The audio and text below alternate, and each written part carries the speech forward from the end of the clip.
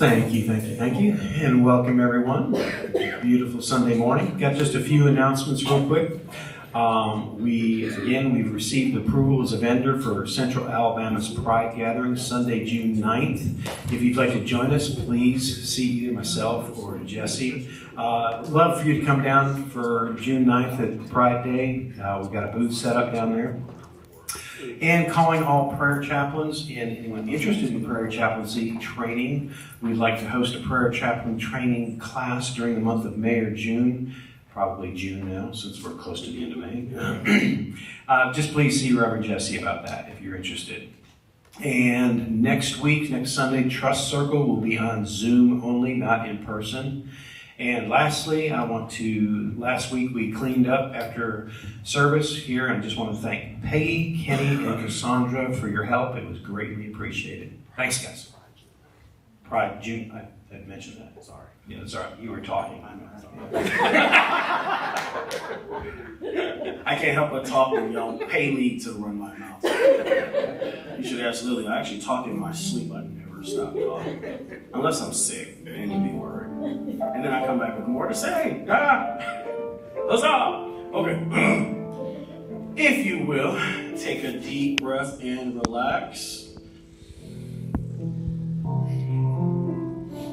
Knowing that where you are, God is, and all is well.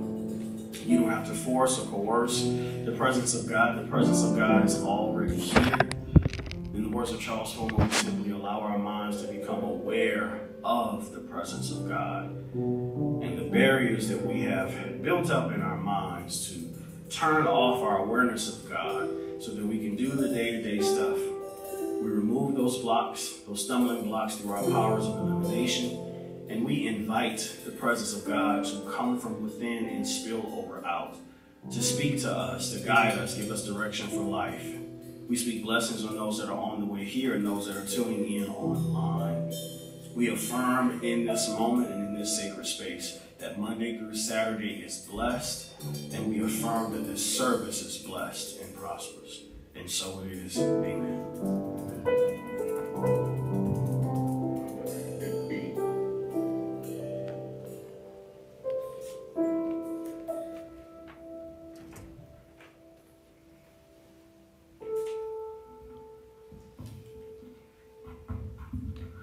Blessed indeed.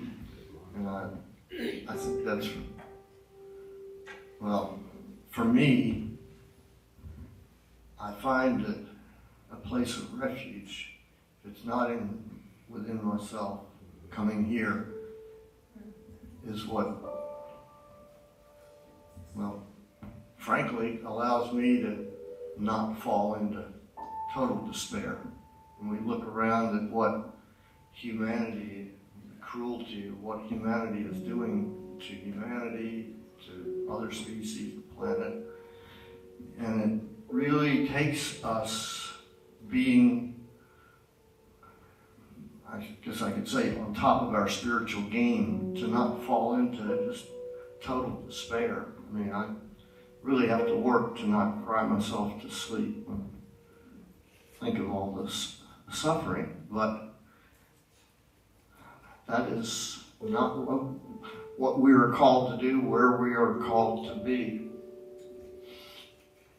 And so this is such a blessing to be able to come to this place of refuge so that we have this, so that, as Jesse just said, Monday, Tuesday, Wednesday, Thursday, Friday, Saturday, we're on our own pretty much. I mean, we still have each other, but so, if you will, just close your eyes and get comfortable.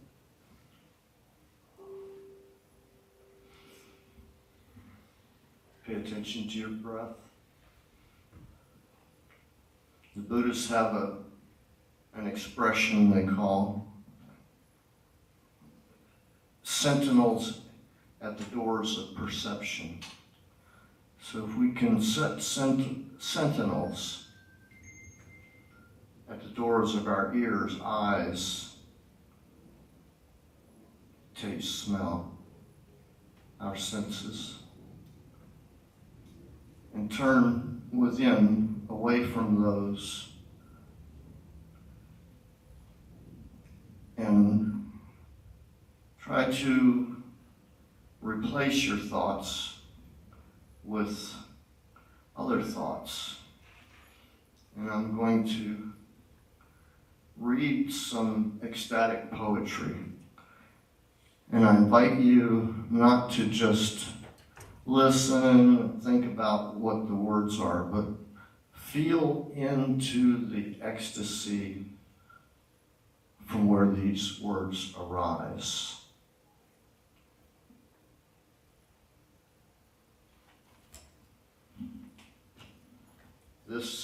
This ecstasy is the true nature of our beings. I slip in and out of the sea at night with this amazed soul I have. I am like a magnificent, magic, open turtle who sets aside his vast wings of blue effulgence when I crawl upon your shores to lead my divine seed of verse. Let me remain cryptic tonight, all the way till dawn as I orbit God in this holy, ecstatic move. Grab hold of the corners of my luminous, tender shell, and I will whirl for you. For I am covered with eminent crystals that I have gathered from the infinite depths of love. Follow my tracks in the sand that lead beyond thought and space, for I can see deep down that you are really a golden bird that needs to dance with your spirit, enraptured and ascending on the currents of light, on the currents of his breath. Join me with your hands, wings, hoofs, or fins in my sublime applause. Join me in the pure atmosphere of gratitude for life. I slip in and out of the moon each night with a gracious ease, with this brilliance that I have.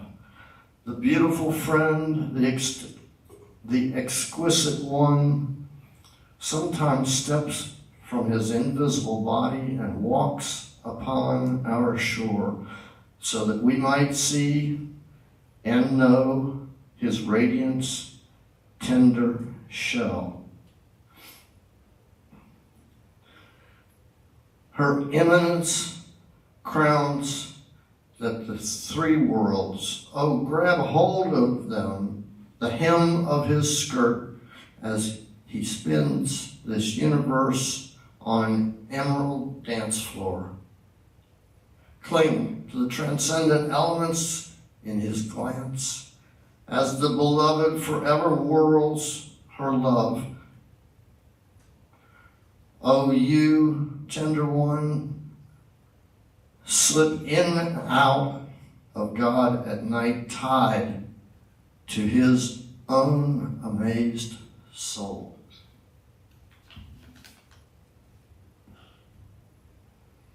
Take a deep breath.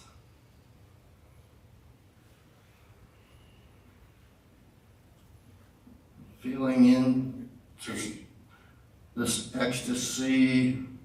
Yesterday, it was sweet madness reciting poems for hours and talking about love to anything that moved. I laid down late thinking I might be able to sleep all the way until there was light of the resplendent sounds and polished jokes from the morning birds. That was foolish of me. For in just a few minutes, three worlds crawled from a cave in my heart, built a huge fire and yelled, "Get up!" They would not contain their happiness. They could not. living inside of one as ripe as I. We begin jumping up and down and bringing our heads like a drunk bronze clapper in a sacred Buddhist bell, against the fields and mountains, against all the jeweled walls of the universe yesterday, was such an exquisite madness, singing about the friend for hours and talking about love to anything that dared move. Yet I believe another wonderful day, and perhaps even greater sweetness, even sweeter still, height of rare, inspired insanity. Oh, dear one, oh, you have just begun.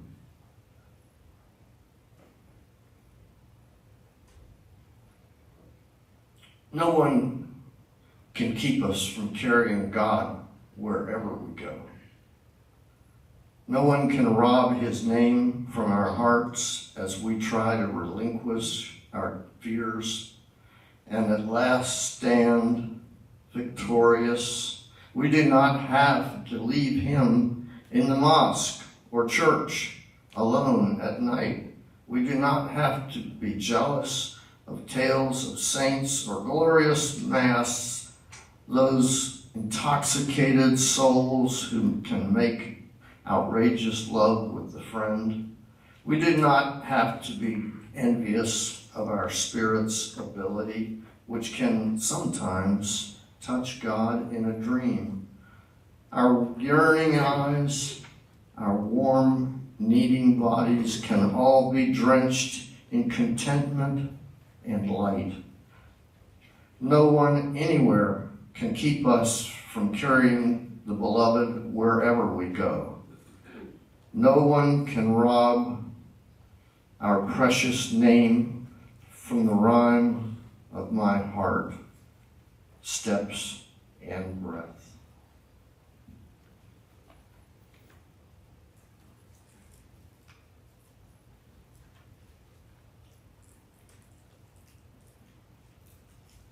I taste what you taste. I know the kind lyrics that you most like. I know which sounds will become resplendent in your mind and bring such pleasure to your feet that they need to jump or whirl. When anything touches or enters your body, never say it is not me, for God is trying to get close. I have no use for divine patience. My lips are now burning and everywhere. I am running from every corner of this earth and sky wanting to kiss you. I am every particle of wheat and dust. I am ground from his one holy body. I am riding at your soul's door. I am spinning in midair like golden falling leaves trying to win your glance.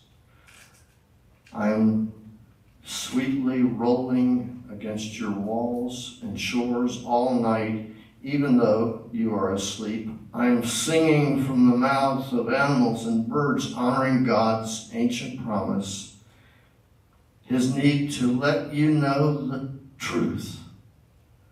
My dear, when anything ever touches or enters your body, never say it is not me. For God is trying, for the beloved is just trying to get close. You, oh dear one, have fallen into his glass and are now rushing to your side from every corner of existence, needing to say, I am yours.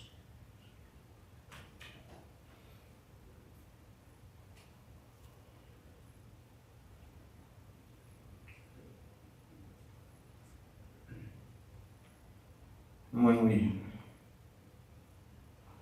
touch that place of love and allow it to grow and bloom and blossom in our hearts. Allowing it to come in on our breath and allowing it to go out into the atmosphere to permeate everything.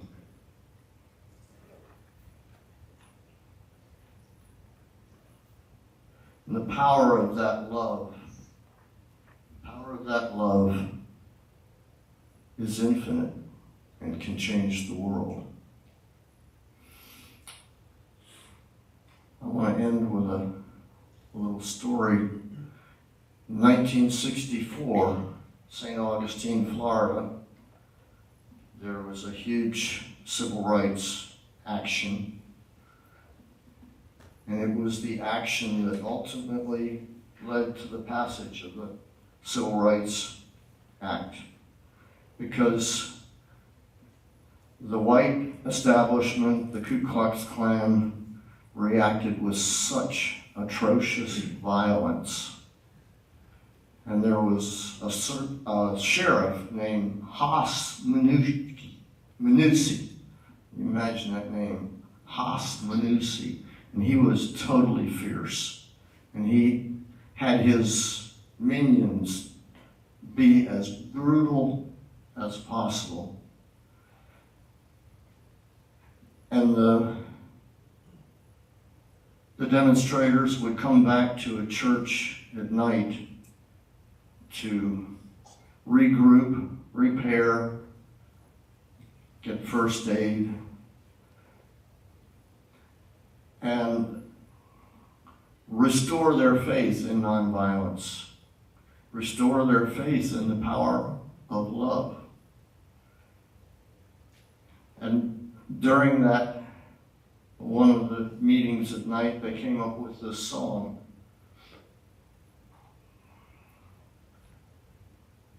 I love everybody in my heart. I love everybody in my heart. I love everybody. I love everybody. I love everybody in my heart. I love Haas Manussi in my heart. I love Haas Manussi in my heart. So the next day they went out with this song. And that's what enabled them to stay nonviolent when they're getting beaten. So that power of love is truly infinite. And love is vague. How do you define love? And one way for me is to focus on kindness. And so I invite you just to turn inside and touch your own kindness.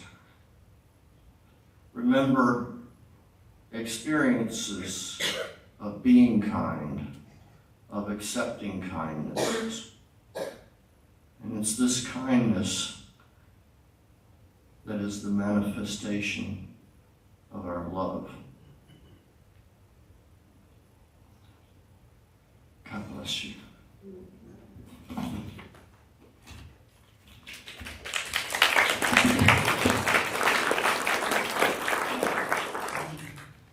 Can I share a story? I was coming home from my farm on Thursday night, and I had a dirty truck and a dirty windshield, and I could hardly see the road coming off of 459 onto 280. It's the paint needs to be done, on the road, and all of a sudden there were over the hill there were 2 cop cars and 2 fire engines, and they were blocking every part of the road, and I could see that if I had to go down and turn around and come, they would still be blocking. There was somebody in the left turn lane, which I needed. So I decided, well, I'll just follow them. So they turned left finally and tried to go to the right side of the big fire truck that was blocking the road. And they were almost in the ditch and they had to stop. And then I realized, oh, I swerved to the other side of the fire truck and tried to go in the other lane. And then I turned on Dolly Ridge, and before I knew it, a police car was behind me in such a way that they have those strips you cannot see. I already couldn't see, and then I was blinded. So I couldn't really pull over. So I went a ways before I pulled over. Finally got to a street where I knew, and I pulled to the side. I said, I'll stop there. And this policeman got out in a furious rage and said, you're going to jail. You're going to jail. And I said, sir, I couldn't see. You're lying. And he was yelling at me big time, you're going to jail and you're lying. And how much have you been drinking? I said, I have not. And he was furious and I don't know, explosive. And had the bullhorn out and the guns drawn and the whole nine, like I was going to go to jail. So I started to explain, and he kept saying, you're lying, and then he went back.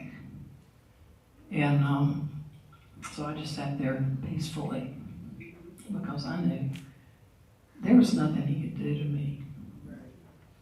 So I sat there for a while, and then I heard another cop car pull up behind, and then 2 guys were talking, and he comes back and goes, that tag doesn't match that vehicle. I said, sir, it does. And he said, no, it doesn't. And so he went back again. You're lying. Came back. He said, ma'am, do you have a red car? I said, yes.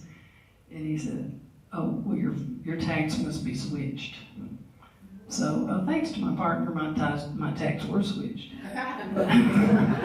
He said, do you think that could have happened? And I said, absolutely, sir, that could have possibly happened. And so he suddenly became gentle and kind of like hung his head and looked me straight in the eye, had clear as blue eyes. He said, you understand, in these situations, sometimes if somebody doesn't pull over, things escalate. And I said, yes, sir, I totally understand that. And I said, normally I pull over, but I truly could not see. And so, anyway, he said, well, we're not going to arrest you, and you're not going to get a ticket, and you're not going to jail. And when you get home, change those tags. Oh, okay. I said, okay. I said, okay. But I did sit there. I was not in fear. I just sat there in a peaceful kind of countenance because I knew this wasn't correct. And but I thought about how, if I had been a black man, what would have happened? I was close to home. He told me I was lying. He yelled at me. So anyway, peace to all of you. Would you join me, please, and grab one of those song sheets and let's sing Spirit of Gentleness.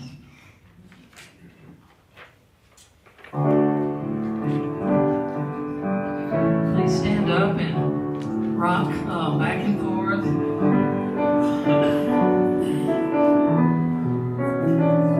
Yeah, stand from one foot to the next, kind of move your body. Spirit.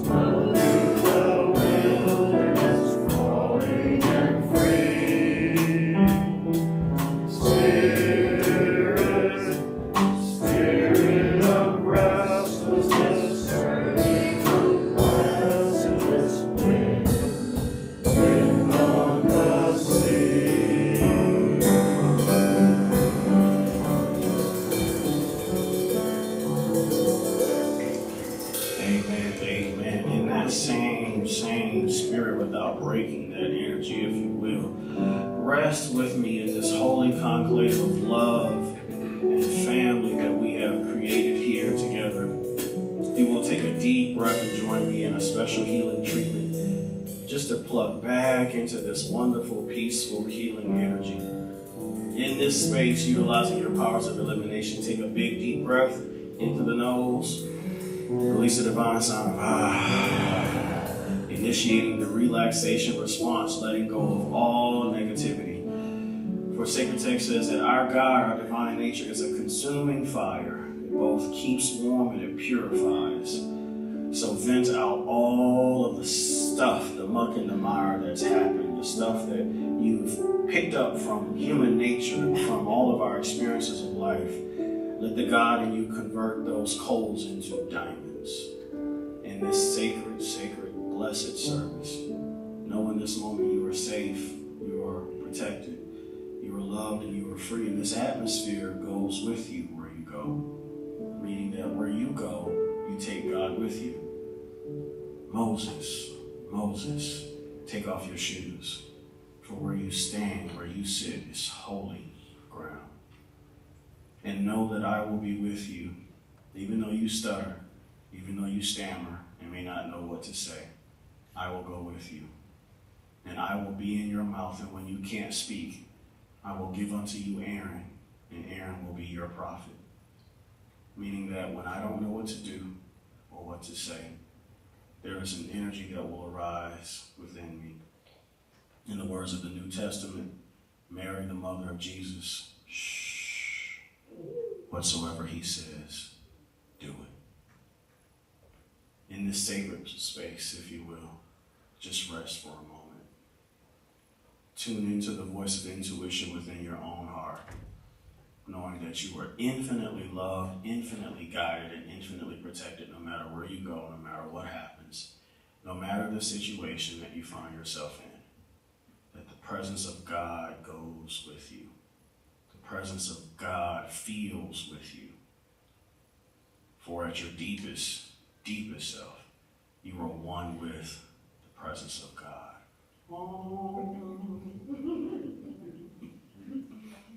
And in that spirit, one deep breath into the nose. One more time.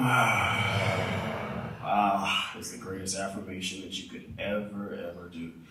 Because when you relax and when you let go, something in you takes control. There are more levels to you. There are deeper dimensions, what we call in Greek pleroma. It's the fullness. What the Gnostic Valentinius said is the fullness of the Godhead. What the mystic Paul said is the fullness. What they say in Gnostic philosophy, when the aeons come and rest and sit upon you. The aeons in our English translation are the angels. But what are the angels? Say this with me. The light of God surrounds me.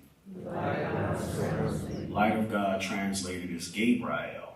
So Gabriel isn't just a being, but Gabriel is a principle that comes upon you, comes through you, comes out of you, gives you guidance, gives you wisdom, gives you the words to say. Say this with me. The love of God enfolds me. Love is Raphael, the angel depicted in the sacred text with healing in its wings. It's when the principle and the power and the presence of love swarms around you and you feel it. It's the principle of Gabriel that some have said they've seen physical apparitions of, but it wraps its arms around you and you know exactly what to do.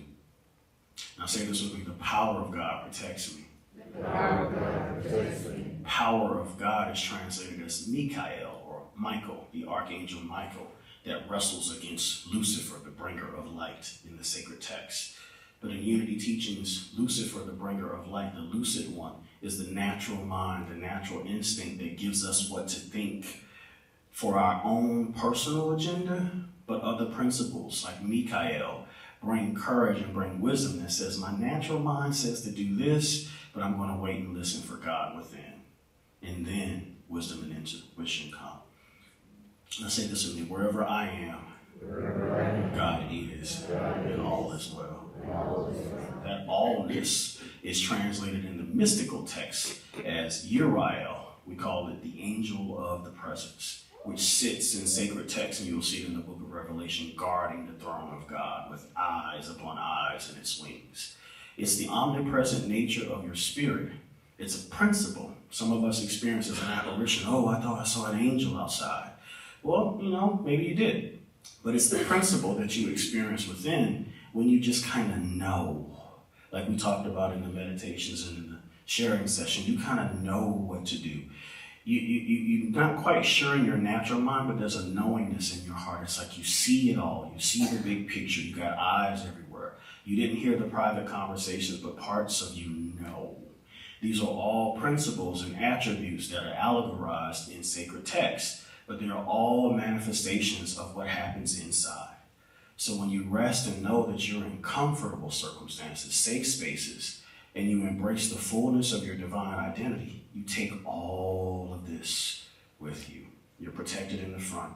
You're protected in the back. As the ancients used to say, Gabriel in front of me, Mikael behind me to give me courage, love to my left, and Uriel to my right. So when you walk, you go with God. Say this with me, and so it is. So for those of you that are tuning in online, remember in this moment to go with God and all will be well. Receive this special blessing. Everybody rub your hands together, warm your hands. Let's send them a special blessing if you were pointing the camera.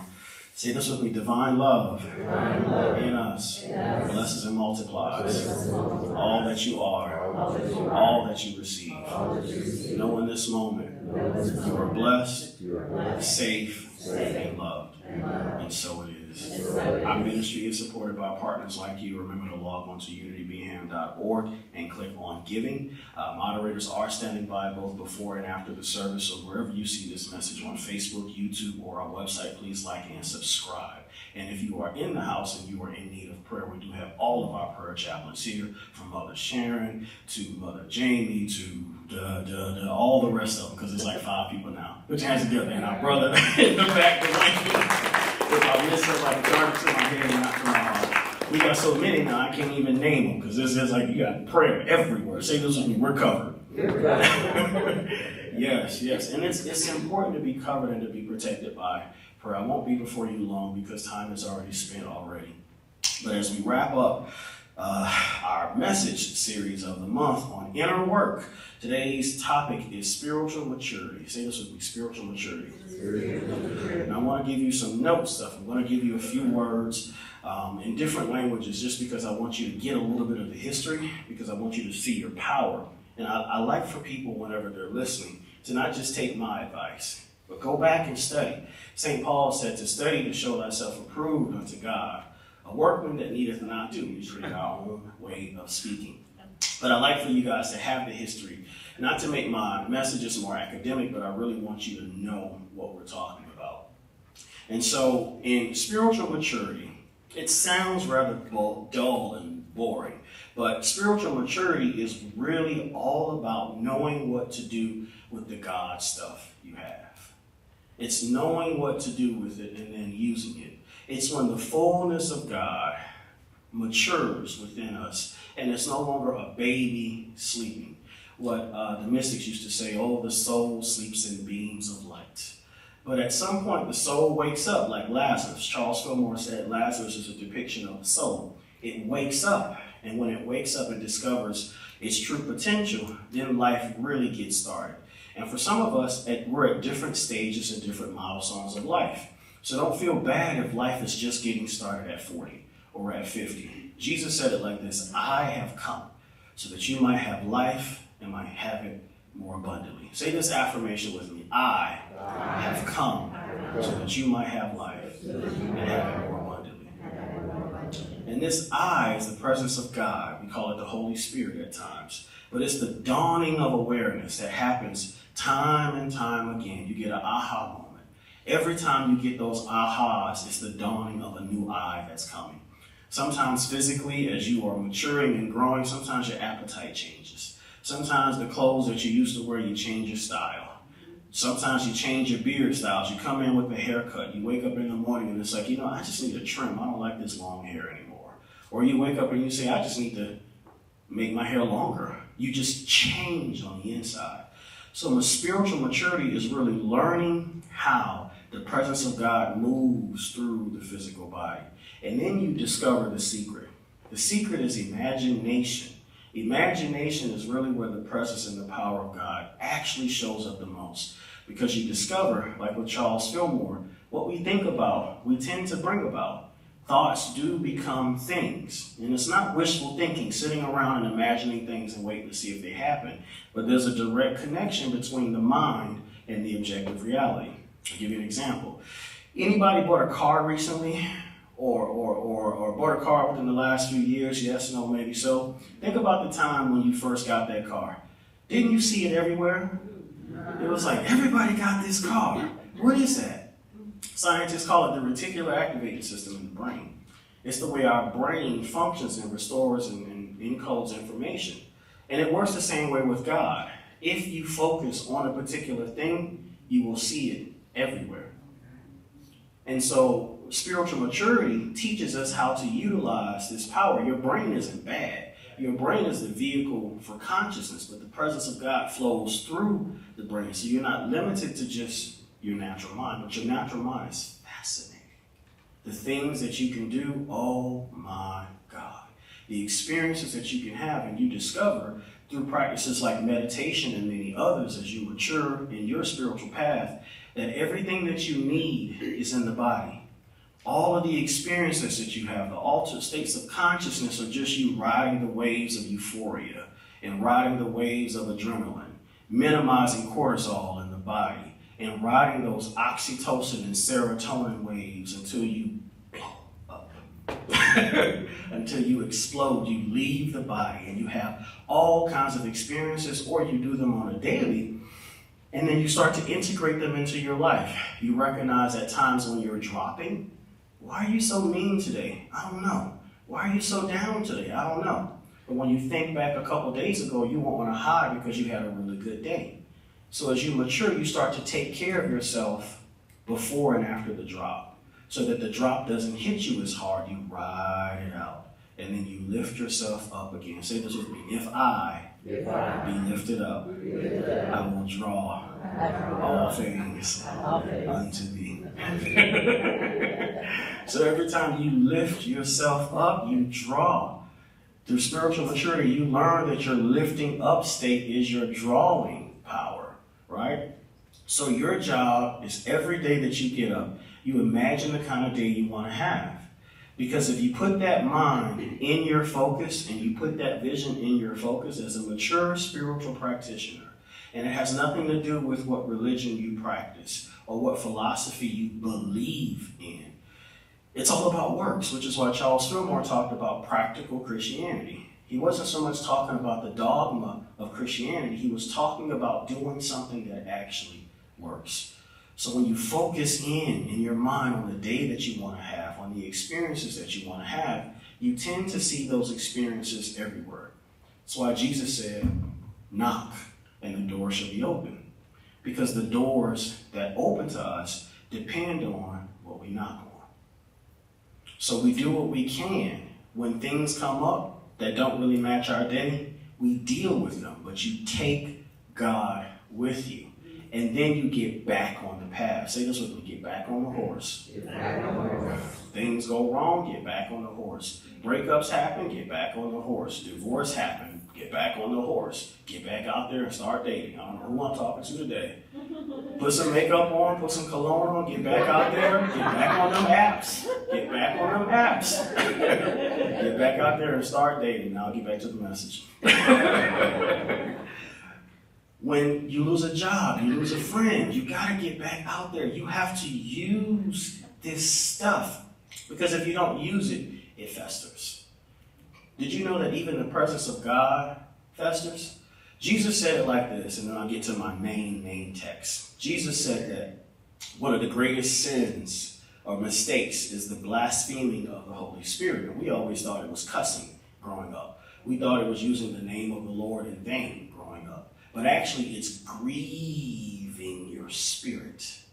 It's suppressing your nature. It's twisting and binding your truest desires because you are too afraid to express them. Say this with me. Be yourself. Be yourself. Because the stuff that we bring into our world as spiritual people are a manifestation of the self that we are. So if you don't want this in your world, then don't be that self that draws that stuff into its world.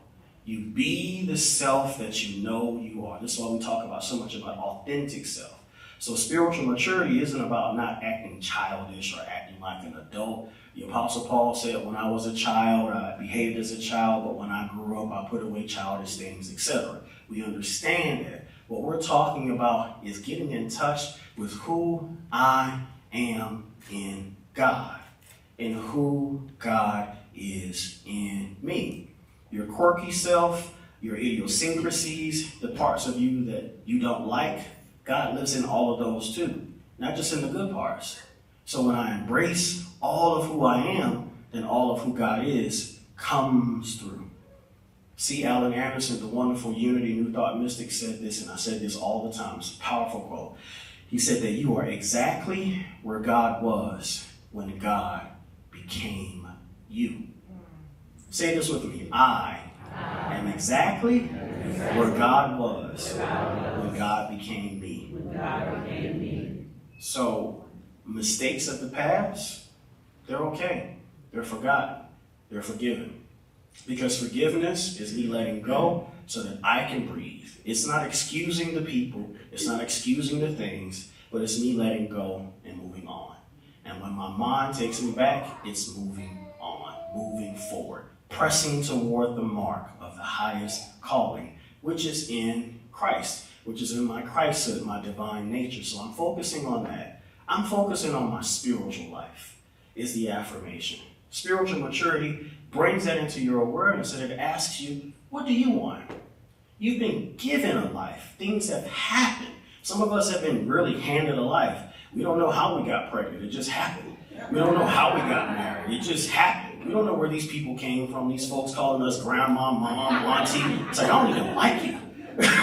How did you even get here? I was probably asleep the whole time. Right?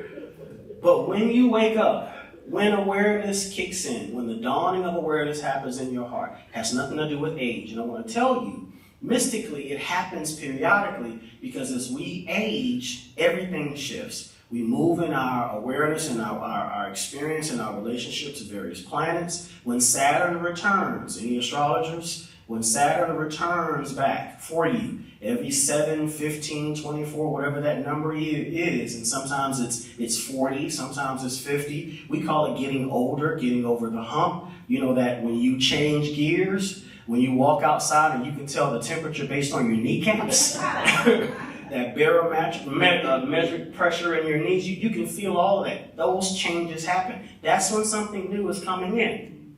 And I don't want you to be afraid. I don't want you to be afraid of the changes. I don't want you to be afraid of none of it. I want you to embrace it all and then slowly but surely get a pen and a piece of paper and begin to write down the vision. Because sacred text tells us to write the vision and make it plain. Because if God is love and love is all there is, and this is the highest form of expression, it's difficult to express that to the world when I haven't given it to myself. So the way that we love ourselves is by getting to know ourselves. Take yourself out to lunch. Take yourself out to dinner. Watch a movie with yourself. Become your own best friend. And I don't mean isolating from the world, but I mean taking time every day saying, what do I want today? What do I want to eat? What do I want to do? I want to give you a secret that's going to get you in trouble. You ready? Go out to eat and don't tell nobody. Throw the bag away before you get home. Buy yourself something from Amazon. Amazon, send it to a different address. Because you have to take, some of y'all do that anyway. You have to take care of you. And the maturity is recognizing that we all have an inner child.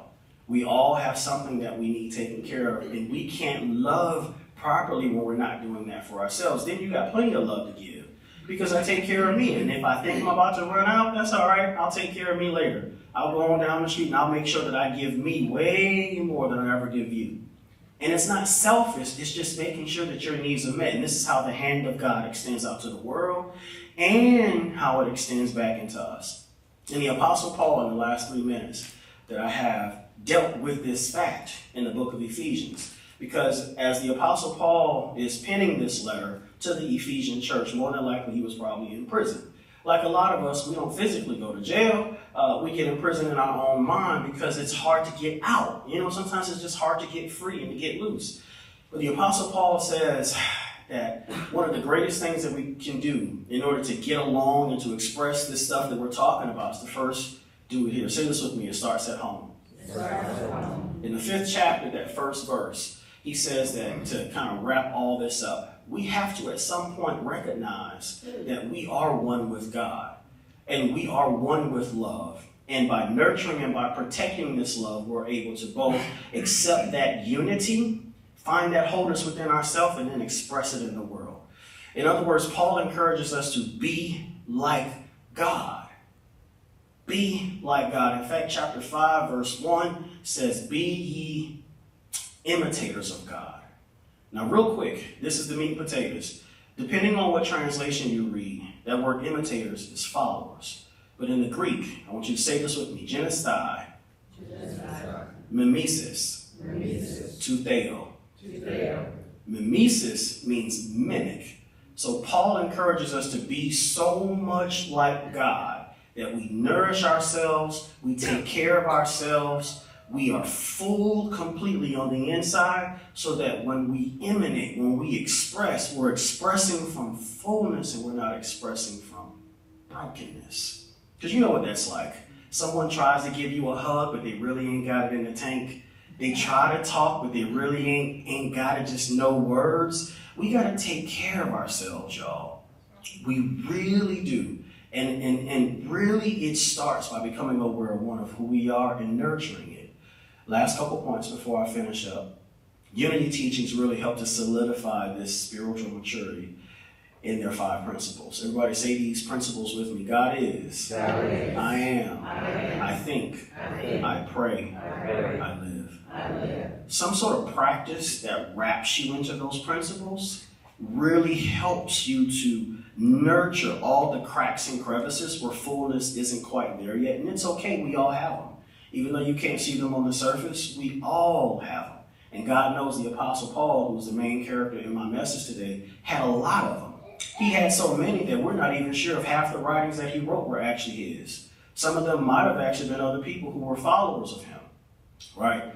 But my main point today, without being too long, is that when you do this work, everything that you're unsure about, everything that you have questions about, at some point all those answers come. And guess what? It comes from within. When you spend time with yourself, when you nurture yourself, the parts of you that were immature-ish and not childlike, not bratty, not argumentative, but those parts of you click into place. It's something that you have to give yourself when you spend time with the presence of God within, when you nurture your own soul. So my invitation to you today as we wrap up our monthly theme of inner work, at the conclusion of your inner work, which happens time and time again, for some of us we go through small changes, some of us we go through big changes. Sometimes we go through these inner work changes every month, every 6 months, every couple years, every decade, but wherever you are, if you are experiencing them, just know this is the presence of God shifting things within you. Listen to it. Listen to it. And whatever it says, do it. And I promise you, your life will be the better for it. Thank you for listening. Peace and blessings. Our offering. For those of you that do watch online, remember to log on to unitybingham.org and click on giving. Those that do give in-house, our ushers are making their way forward to collect the offering while LaDonna gives us a special selection. Take it away, LaDonna.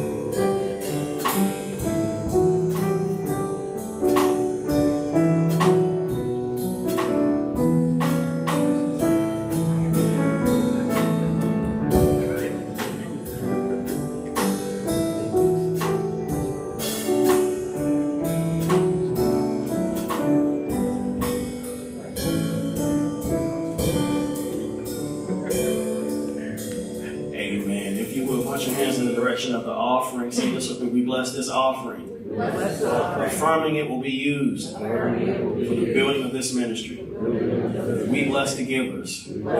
We declare their funds return to them with good measure, pressed down, shaken together, and running over.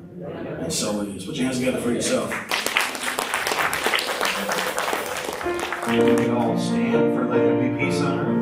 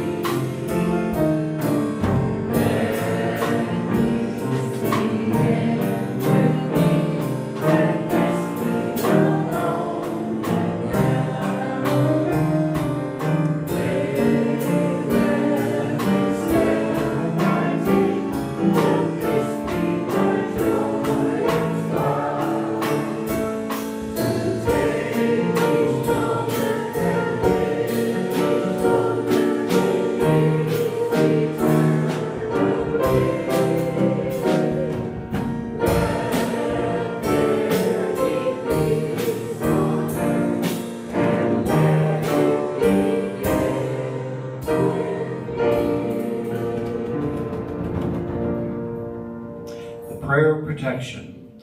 The light of God surrounds us. I am the love of God. The love of God enfolds us. I am the love of God. The power of God protects us. I am the power of God. The presence of God watches over us. I am the presence of God. Wherever we are, God is. Wherever I am, God is, and all is well. Thank you much.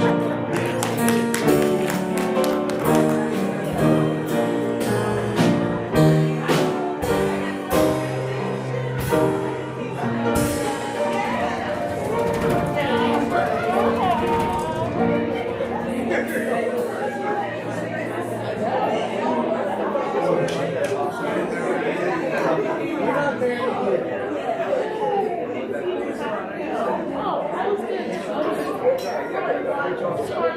good.